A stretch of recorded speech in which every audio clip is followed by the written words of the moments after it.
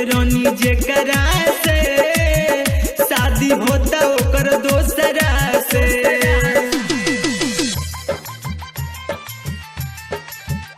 प्यार कइले रानी जेकरा से KK सिंह बहिरा टोला, KK सिंह बहिरा टोला, KK सिंह बहिरा टोला।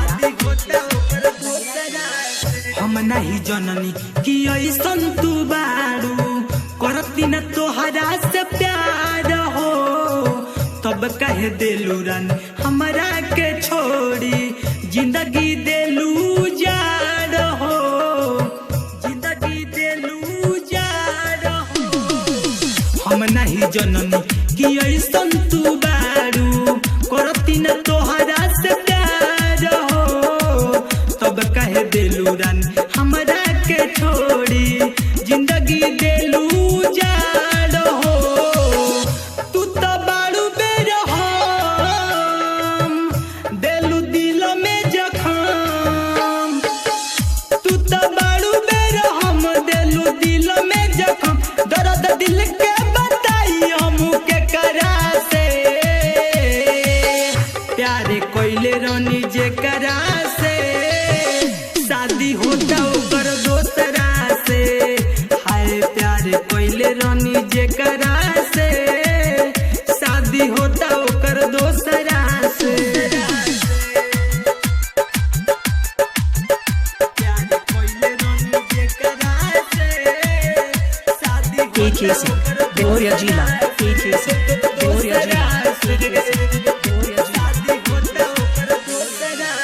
सुशील मीरा किसके दिल बारू धोखा याद हमर बड़ी आई, मासूम कभी न करी भरोसा प्यार दिलू ठुकराई, प्यार दिलू ठुकराई।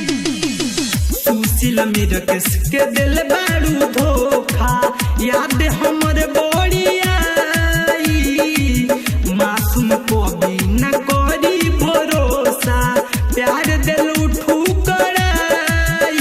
कहे अंकुश आकाश दिलू जिंदगी के नाश, कहे अंकुश आकाश दिलू जिंदगी के नाश। प्यार कइले रहलू रानी तू तो ओकरा से,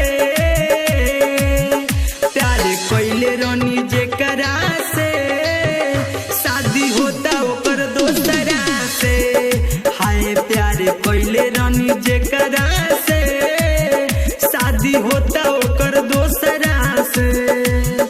काहे कइलू बेवफाई गइलू दिल से भुलाई, दर्द दिल के बताई हम के करा से।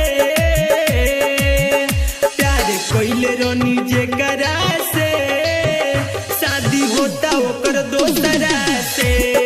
हाय प्यारे कइले रानी जेकरा से शादी होता ओकर दोसरा से।